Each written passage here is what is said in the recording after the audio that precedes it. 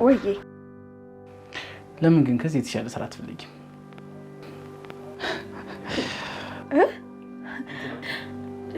ማለቴ በቃ ችግር የለውም ሳሚ፣ ማስረዳት አይጠበቅብ።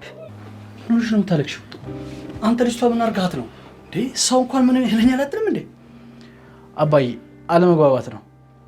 እኔ ሰላም ከዚህ የተሻለ ስራ ይገባሻል ብዬ እኮ ነው እንጂ ከዚህ እንድትለቂ ፈልጌ አይደለም። አንተ ስለሷ ምን አገባ? ሲጀመር ማን ነው አንተ አስገቢና ሶጪ ያደረገ? አባዬ ምን ሆናል? ተረጋጋ እንጂ። ለምንድን ነው የምረጋጋው? ባረጋጋስ ልምታይ ነው? ወይኔ በላቸው ወይኔ ሜሮንዬ የኔ ቆንጆ ሳሚና ሰላምዬ እንደዚህ አምሮባችሁ ዝንጥ ብሎ እንግዲህ በፊት ልተኛበት የምትፈራውን ደረት እንግዲህ አሁን በነፃነት እየተኛችበት ትገኛለች ማለት ነው። ኦ ማይ ጋድ አይኔ አይደለም አይደለ?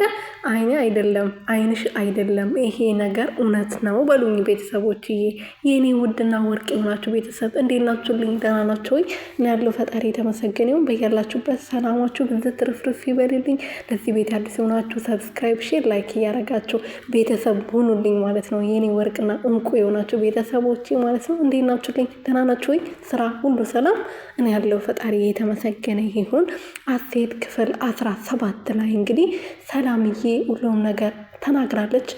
ሜሮን እንደመረዘችውና ሳሚ በጣም ከባድ ሁኔታ ውስጥ እንደሆነ ሳሚ የእሷን ሞት እንደወሰደ ለጆሲ ሁሉም ነገር ተናግራለች ማለት ነው። ጆሲ ቢያናድደኝም ያው በትንሹ አስደስቶኛል ማለት ነው። ያናድደኝ ነገር ለሜሮን ሁሉም ነገር መናገር አልነበረበትም።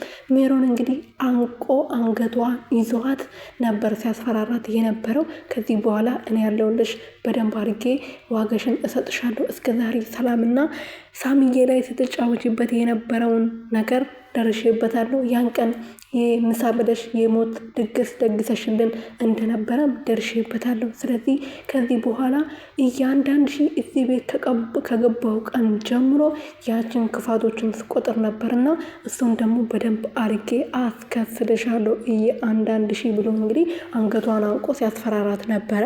ግን እንደዛ ማድረግ አልነበረበትም።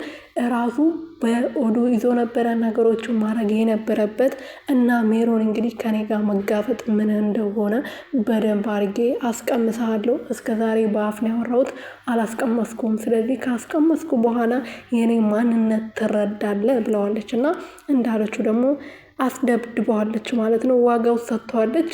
እሱ ጆሲ እንግዲህ ያው ሊያስብ አእምሮን ቁጭ ብሎ መጠጡን እየጠጣ ሊያስብ እንግዲህ ሊያስብ ነበረ ብቻውን ሊወጣው። ግን እሱ የሚወጣበትን ሰዓት ታቅ ስለነበረ ለሰው ተናግራ ሰው እንዲደበድበው አስደርጋለች ማለት ነው። ጆሲ እንግዲህ ያው ፈጣሪ ከአንተ ጋር ይሆን እንላለን። ሌላ ምንም የምንለው ነገር የለም። ምክንያቱም ያንተ ጥፋት ስለሆነ ለሰው መናገር አልነበረብም ማለት ነው።